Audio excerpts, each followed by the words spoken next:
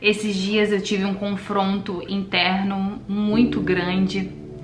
Eu comecei a me questionar se eu estou em Cristo, se eu amo tanto a Deus, por que eu sinto que peco tanto? Parece que quanto mais eu busco a Deus, mais eu percebo o quanto eu sou pecadora.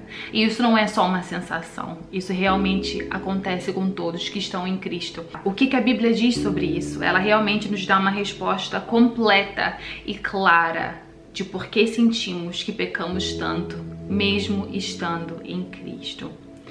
Então nós oramos, nós jejuamos, nós buscamos a Deus, nós lemos a Bíblia, alimentamos o nosso espírito, tentamos viver de maneira que agrade ao Senhor, tentamos viver de maneira santa, santificada, mas ainda assim, quando chega a noite, nós deitamos no travesseiro, nós pensamos, poxa vida, eu pequei de novo. E aí começam os questionamentos, será que eu realmente estou em Cristo? Será que eu realmente fui transformado? Será que eu realmente tenho agradado ao Senhor? E eu quero que você fique por alguns minutos e eu quero te mostrar o que a Bíblia diz a respeito do pecado. O que a Bíblia diz a respeito da luta interna, da carne e do espírito. A nossa passagem de hoje está em Romanos 7, a partir do versículo 14. Diz assim: o problema não está na lei, pois ela é espiritual e boa. O problema está em mim, pois sou humano, escravo do pecado. Não entendo a mim mesmo, pois quero fazer o que é certo, mas não o faço. Em vez disso, faço aquilo que odeio. Mas se eu sei que o que faço é errado, isso mostra que concordo que a lei é boa. Portanto, não sou eu quem faz o que é errado, mas sim o pecado que habita em mim. E eu sei que em mim, isto é, em minha natureza humana, não há nada de bom, pois quero fazer o que é certo, mas não consigo. Quero fazer o bem, mas não o faço.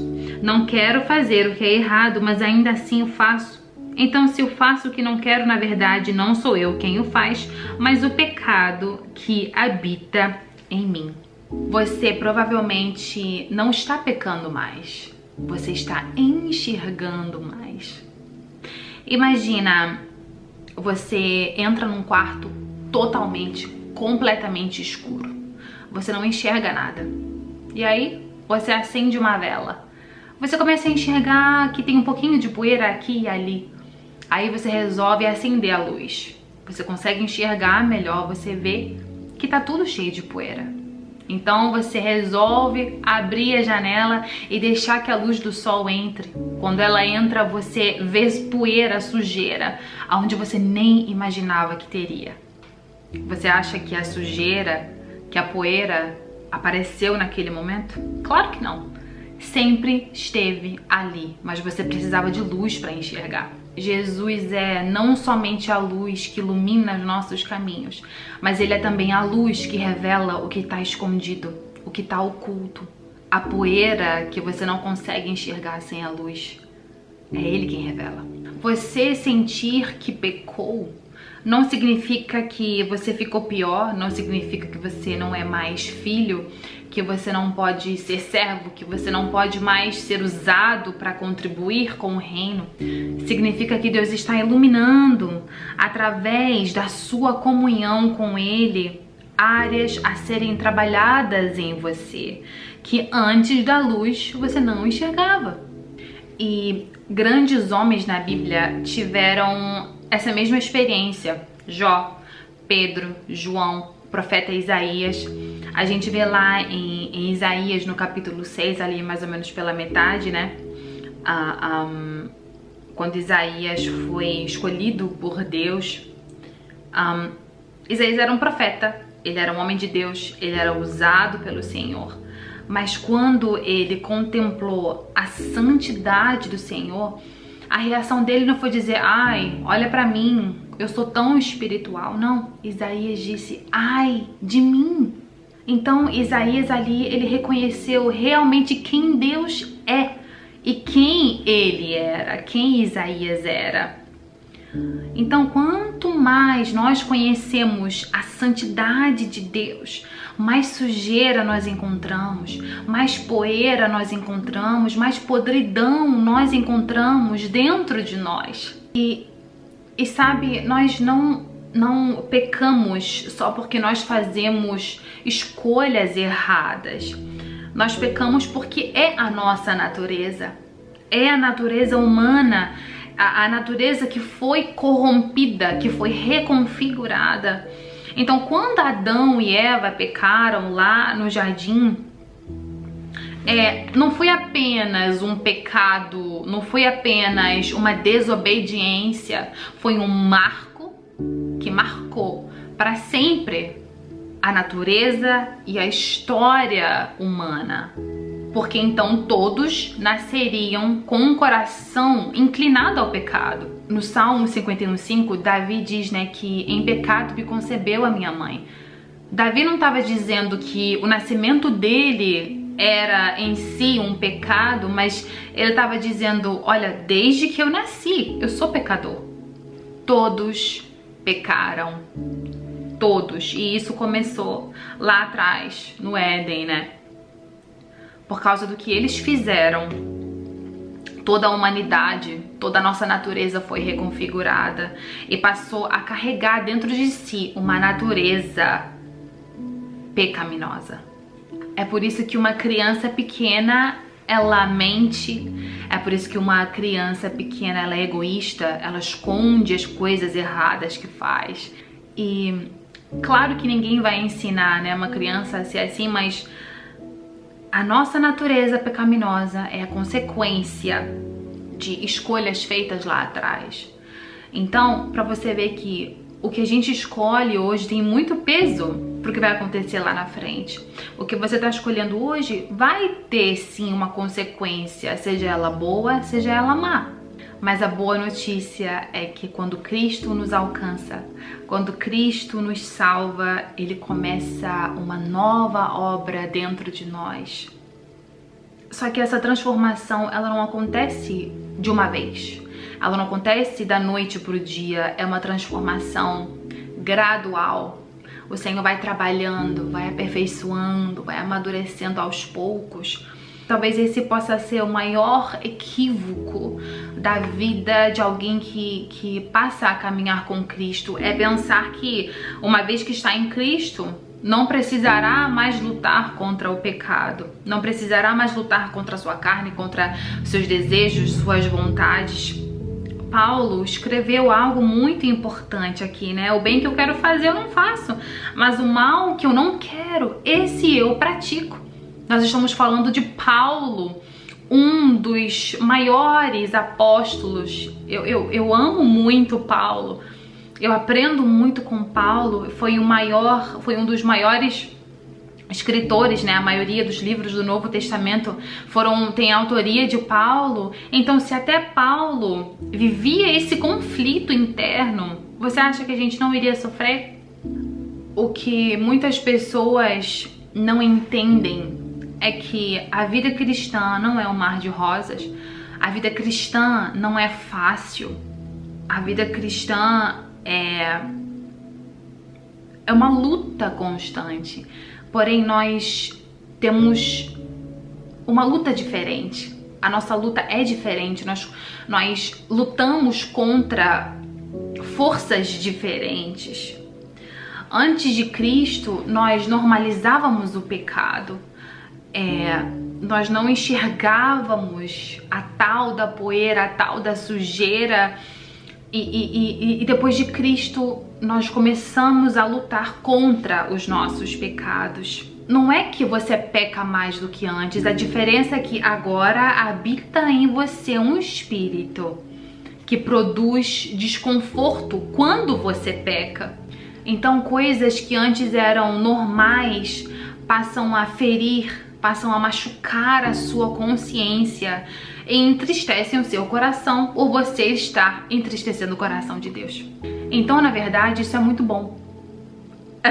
Porque não é fraqueza, e sim sensibilidade espiritual, sabe? E isso é muito lindo porque um coração endurecido, ele não reconhece Um coração endurecido, ele jamais sentiria desconforto, mas um coração transformado, ele sente, ele se arrepende, ele chora, ele confessa, mas ele levanta e ele prossegue. Eu quero te dizer algo agora muito importante. Eu acredito que esse possa ser até o ponto mais alto desse vídeo. Existe uma grande diferença entre a convicção e a condenação. O Espírito Santo, ele nos convence dos nossos pecados, enquanto o inimigo nos acusa dos nossos pecados. Quando Deus nos mostra um pecado, o objetivo é a transformação, é a santificação. E quando o inimigo te acusa, o objetivo dele é apenas apontar para o teu fracasso, para produzir culpa e plantar vergonha no teu coração. Por isso é que muitas pessoas, quando pecam, sentem a vergonha de orar, de pedir perdão. Então, o Espírito Santo de Deus produz em nós arrependimento. E é através do verdadeiro arrependimento que nós somos perdoados. Romanos 8 começa dizendo, no capítulo seguinte, começa dizendo que nenhuma condenação há para aqueles que estão em Cristo Jesus. O cristão pode cair, pode pecar, todos nós estamos sujeitos, mas não vive condenado e sim justificado pela graça de Deus. A resposta para a principal pergunta desse vídeo, por que eu sinto que peco tanto, tá aqui. A luz aumentou.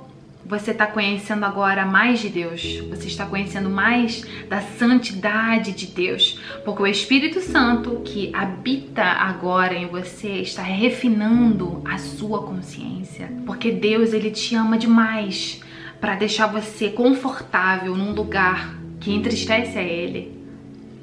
Então, quanto mais luz, mais poeira, mais sujeira, mais podridão, e a mesma luz que revela o que está oculto, o que está escondido, é a mesma luz que nos deixa enxergar a cruz. E é na cruz onde nós encontramos perdão, é na cruz onde encontramos transformação, aonde nós encontramos graça. Então não se canse de lutar contra o pecado. Corra para Cristo, corra para a cruz, porque a nossa esperança não está na nossa capacidade, que nem temos, na nossa capacidade de vencermos o pecado sozinhos, pela nossa própria força. A nossa esperança sempre esteve e sempre foi aquele que venceu por nós na cruz. Então é Ele quem terminará a boa obra que começou em nossas vidas. E aqui eu encerro. Eu quero pedir que você feche os teus olhos agora, onde quer que você esteja. Em nome de Jesus, vamos orar. Querido Jesus, nós queremos te agradecer por essa palavra. A tua palavra é bússola para os nossos pés. Tu és a luz, Senhor, que ilumina os nossos caminhos, mas que revela também a podridão de nossos corações. Senhor, nós somos falhos, somos pecadores, Senhor, mas através da tua graça nós fomos alcançados. Obrigada, Senhor, porque todas as vezes que o teu Espírito Santo nos mostra, nos incomoda, nós temos para onde correr, nós corremos para os teus braços, nós corremos, Senhor, para a cruz, onde encontramos transformação, perdão, restauração, misericórdia. Senhor, nos dá a força para vencer as tentações, humildade para depender de Ti em todas as circunstâncias. Senhor, em nome do Senhor Jesus, eu quero te pedir que o Senhor nos dê um coração igual ao teu e que o nosso caráter venha refletir o caráter de Jesus em todas as nossas decisões, em todas as nossas ações, em todas as nossas palavras. Senhor, que todos os dias nós tenhamos a graça, Pai, vinda do céu, para mortificar a nossa carne, que o nosso espírito venha a ser cada vez mais forte, cada vez mais aflorado, Senhor. Obrigada porque a tua palavra nos ensina exatamente o que fazer, Senhor. Apenas nos capacita e nos dá forças, porque nós queremos uma vida de santidade, queremos uma vida, Senhor, que te alegre, que te agrade, meu Deus. Obrigada, em nome de Jesus, amém. Eu oro, Senhor. Então, essa foi a palavra de hoje. Então eu quero desejar que você tenha forças para vencer o pecado e que você não se desespere quando você peque, porque quanto mais claramente a gente contempla a santidade de Deus, mais claramente nós percebemos a nossa necessidade de graça.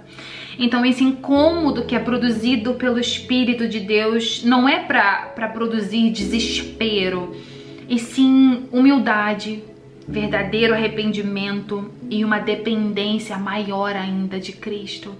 Então eu deixo pra você essa palavra, essa mensagem. Já sabe, né? Se conhece alguém que você acha que deve ouvir essa mensagem, encaminhe, envie, compartilhe esse vídeo. Se tem algo a acrescentar, deixa aqui nos comentários. E é isso. Que Deus te abençoe. Nos vemos no próximo vídeo. Beijo grande. Tchau.